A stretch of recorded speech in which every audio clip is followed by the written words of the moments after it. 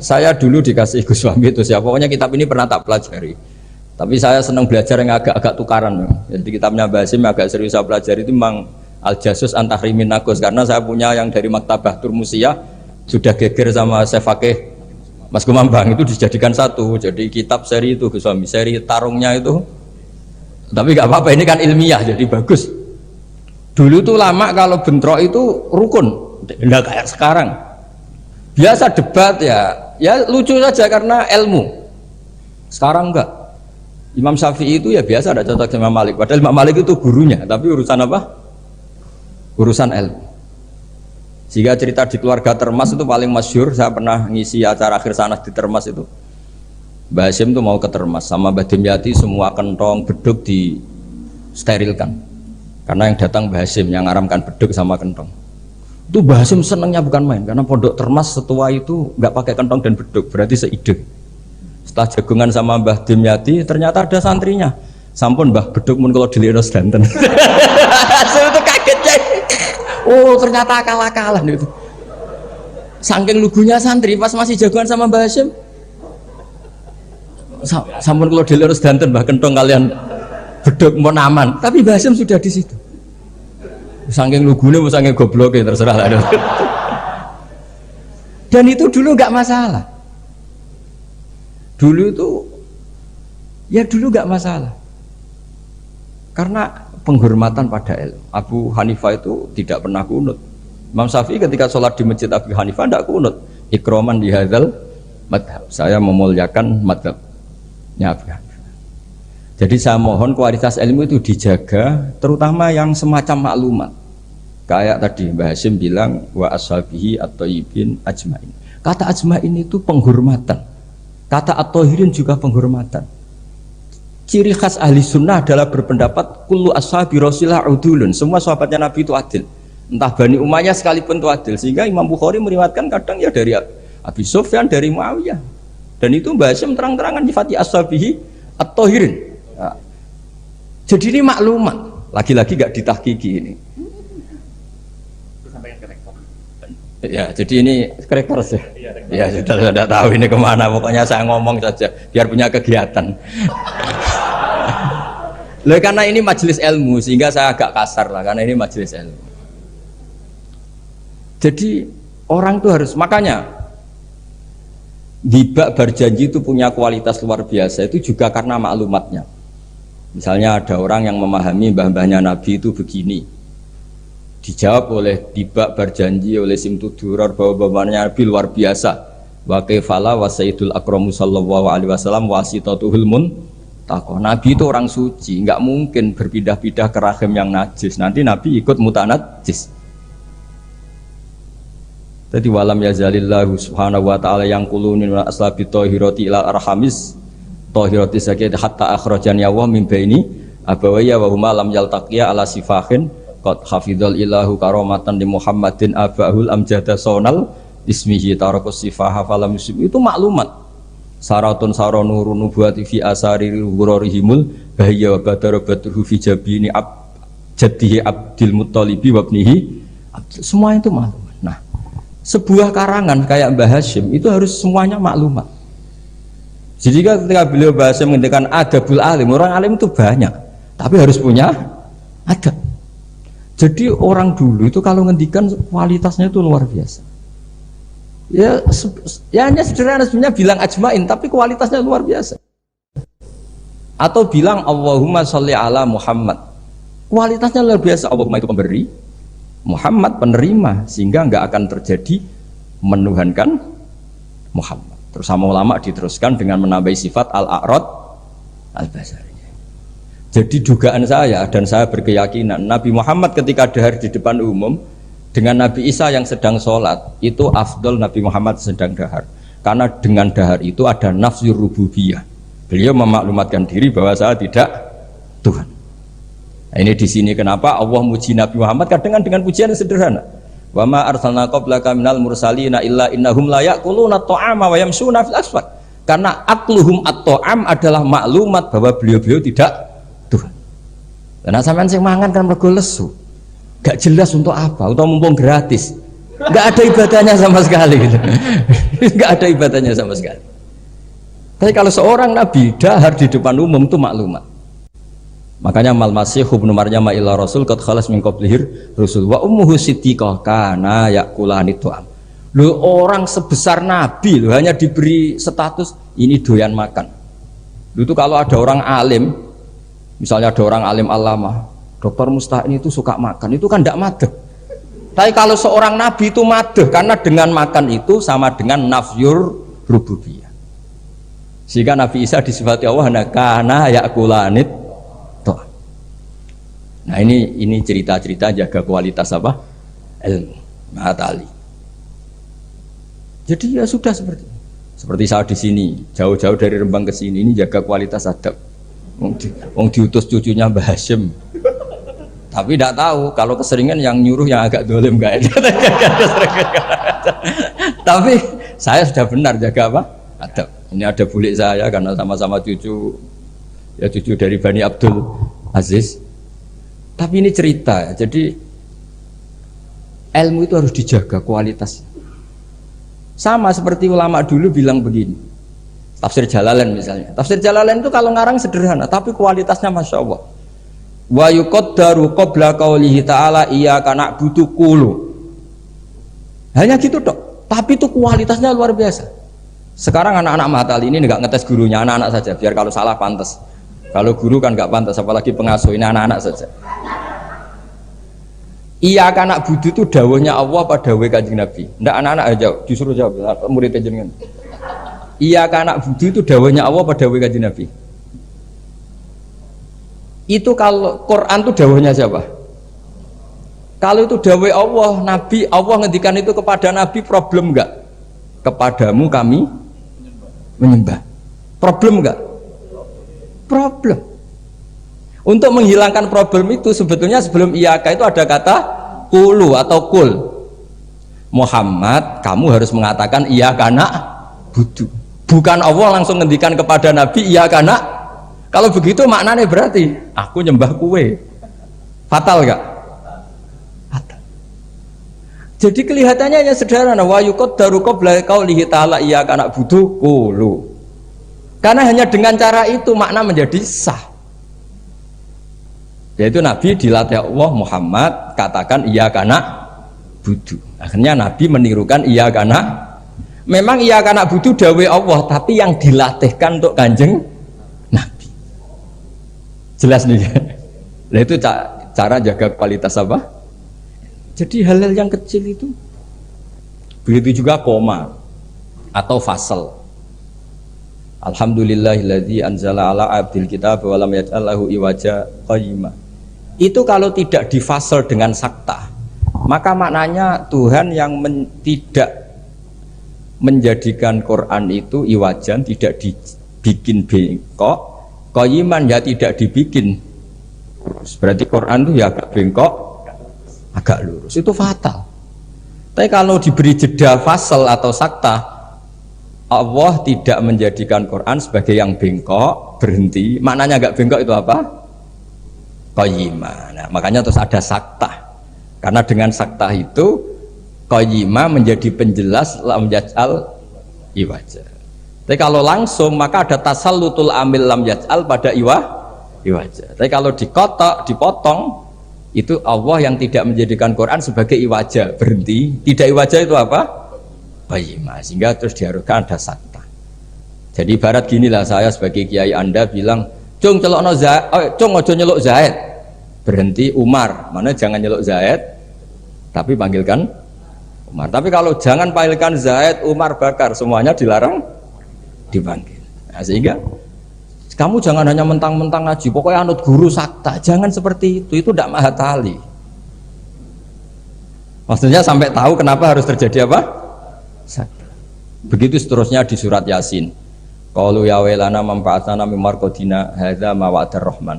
Ketika orang-orang kafir bangkit dari kuburan, itu mereka tanya, manfa'atana mim marqadina. Siapa sih yang bangkitkan kami? Enak-enakan mati kok ada yang bangkitkan.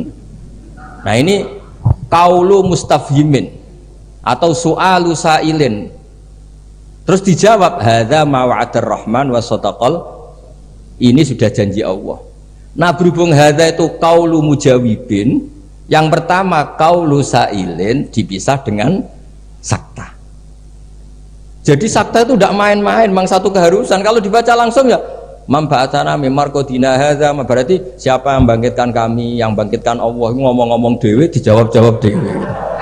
Itu gak mahatali. Jadi kualitas ilmu itu dijaga sampai sedemikian rupa. Nah makanya saya baca An-Naur Robe itu luar biasa ketika Mbah Hashim memberi warning, ilmu itu dijaga kualitasnya per item per huruf, karena kualitasnya ilmu ya di situ itu. Ya saya ulang lagi, kualitasnya ilmu di situ. Sama-sama mengatakan ajmain. Tapi kalau mengatakan orang sekali Sayyid Muhammad, sekali Mbah Hashim, sekali Mbah Mun, Mbah Karim, Mbah Maksum Ali itu maklumat. Iki locong ahli sunnah. Ciri khasnya apa? Ikramu jami'is sahabat. Ketika Mbah Hashim menyebut wa ala alihi at-thayyibin, beliau jelas di konon ahli sunnah wal jamaah wa nukrimu ahlal bait. Jadi ya bikin muqaddimah sekaligus maklum. Nah ini yang mungkin orang terus nganggap itu monoton. Ini yang kita sayangkan. Sebenarnya kalimat-kalimat itu kalimat maklumat atau kalimat jati diri dan seterusnya. Ini yang terakhir. Ini kan alhamdulillah ada pelaturan di atas jam 9 nggak boleh. Jadi ini melanggarnya jangan lama-lama nanti. Bebas melanggar. Saya mohon sekali kualitas ilmu itu dijaga.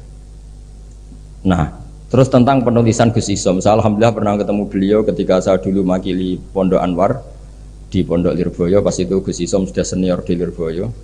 Jadi saya pernah ketemu Gus Isom Hadik di Lirboyo. Jadi tahu betul lah beliau orang alim dan ceria dan sangat suka mendokumenter. Termasuk dokumen itu pernah naskah itu ditemukan di Rembang. Karena dulu teman-temannya Mbah Hashim itu banyak yang di Rembang. Mungkin Gus Hakim suatu saat juga harus melihat naskah beliau yang ada di buyut saya. Saya punya buyut kandung namanya Kiai Fauzan. Itu dulu teman dekatnya Mbah Hashim. Itu ada tulisan-tulisan tangannya siapa? Mbah Hashim. Jadi buyut saya di Lasem itu namanya Mbak Idrus. Idrus itu bin Umar. Ini yang Umar bin Arabi sama dengan nasabnya Ki Hamid Pasuruan. Mbak Umar ini punya istri namanya Maimunah. Ini binti Abdul Aziz. Karena Mbak Maimunah itu saudaranya Mbak Bedowi. Nah, buyut saya kandung itu Mbah Maimunah itu punya anak namanya Idrus, itu punya istri namanya Sofia. Nah, Sofia ini yang orang Kudus. Sofia punya adik Badi'ah yang melahirkan Mbah Sahal itu. Nah ini beliau-beliau terus punya adik, diantaranya Ifadilah, yang diantara cucunya ada Pak Said Akil. Tapi singkat cerita, di situ itu Gus Hakim ada tulisan tangannya Mbah Hashim ketika memberi ijazah baca Sahih Muslim, Sahih Bukhari, dan tulisannya Mbah Hashim. Sehingga kalau mungkin tim bisa ke sana, itu di Sarah Muslim, Sarahnya Muslim Imam Nawawi itu ada tulisan tangannya Mbah Hashim. Itu tanda tangannya begini, kata bahu bibananihi muhauqilan wa musabbihan, mem gini Hashim Asy'ari. Jadi beliau kalau nanda tangan itu diberi tambah, saya menulis ini bersamaan dengan membaca tahlil dan tasbih, muhauqilan wa musabbihan.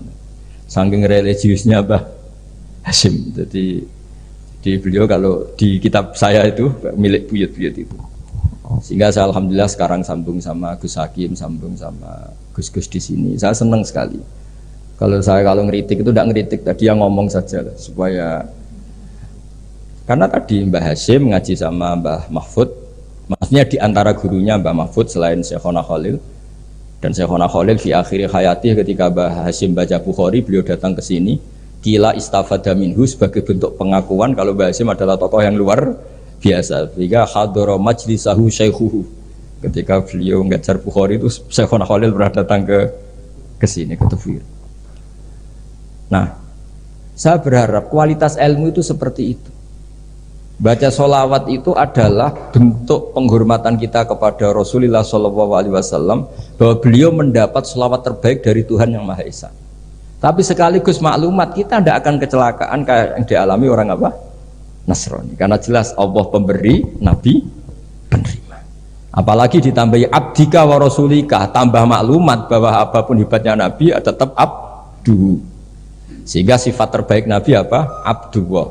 Sehingga ketika peristiwa Mi'raj sedahsyat itu Allah nyifati subhanalladzi asra bi abdihi. Nah, dengan cara-cara seperti itu kita menjaga kualitas ilmu. Tapi kalau kita tidak mengingatkan itu, ya dikira itu lafaz yang monoton, yang copy paste, yang klise, yang biasa. Maka ini sebelum saya ngakhiri ini, saya baca yang An-Na'u. Ini kitab saya yang beda sama halamannya mungkin sama jenengan, tapi nggak apa-apa lah. Apa? Enggak, yang anak-anak kan punyanya yang ini. Anak-anak punyanya yang apa?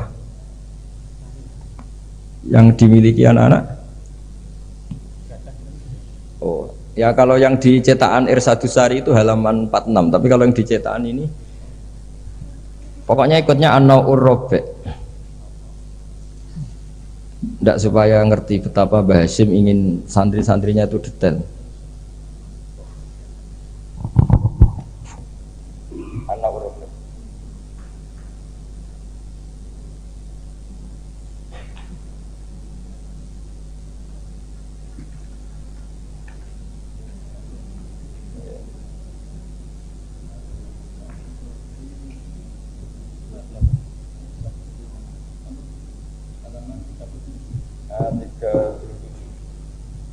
Tapi yang saya baca yang 37 mulai warrobi ayyusofika mayakroh. Ya anak-anak, kalau yang punyanya pakai yang kecil itu halaman 37 An-Na'ur Rabi' dan di warrobi, ya An-Na'ur Rabi' dan di yang warrobi. Ayyusofika mayakrohu qabla khifdihi tashihan jayidan imma ala syekhi aw ala ghirihi mimman yutkinuhu wa yahfaduhu ba'da dhalik khifdan muhkaman summa yukarriruhu ba'da khifdihi tikrara muwadhifin. Terus saat terusnya waqad taqaddama annal ilma la yu'khadhu minal kutub fa innahu min adharril mafasid. Jadi kalau orang hanya ngaji gak pernah ditasihkan guru, kata Mbah Hasyim itu min adharril mafasid. Karena itu masyhur di kalangan kiai itu. Makanya di kalangan kiai itu masyhur gara-gara titik wong mati. Ada santri nggak pernah mengkonfirmasi baca Hayatun Sauda Dawaun min kulli da. Kitabnya dia itu titiknya 2. Jadi ular yang hitam itu obat dari segala penyakit. Nyalirah ular hitam dan itu kobra. Taqabbalallahu minna minkum, akhirnya mati. Nah, padahal sebetulnya itu teksnya Habbatun Sauda. Tapi kitabnya dia kelebihan titik dibaca Hayatun Sauda. Harusnya kan Habbatun Sauda. Makanya sama dengan Sa'duna fid dunya yang lagu kesangane Mbah Mun itu isfa'u lil mukhtar sebetulnya itu, karena isfa'u nyafaati sira kabeh lil mukhtar mari wong sing bingung bila nuqtah. Nah, tapi nanti kalau setelah muji Sayyidah Fatimah wa abihal mukhtar bil kha, karena maksudnya Kanjeng Nabi. Nah, hal gitu itu harus ditasih, jangan dengernya yang paling populer mukhtar terus semuanya. Masa berarti isfa'u nyafaati sira kabeh lil mukhtar mari Kanjeng Nabi sing dipilih. Sing butuh syafaat iku kowe ra Kanjeng Nabi, bocah kok sembrono. Nah, hal gitu itu ini pesannya Mbah Hasyim. Murid itu harus menasih bacaannya. Ayu sahiha ma yaqra'uhu qabla khifdhi tashihan jayidan imma ala syekh au ala ghairihi mimman yutkinuhu. Makanya saya alhamdulillah termasuk Gus modern yang sampai sekarang terima sorogan. Mulai diantaranya cucunya orang alim-alim top. Ya enak mumpung nompo sorokan iso ngamuk lah. So, karena saya dulu ya barokahnya pernah sorokan sama kiai-kiai saya di sarang. Utamanya sama Mbah Mun dulu. Mbah Mun kalau ngecek muridnya gini. Apa? Pak Rozikin siapa? Roziki apa Rozikin? Kalau Rozikin ya salah. Satu orang kok jamak ini.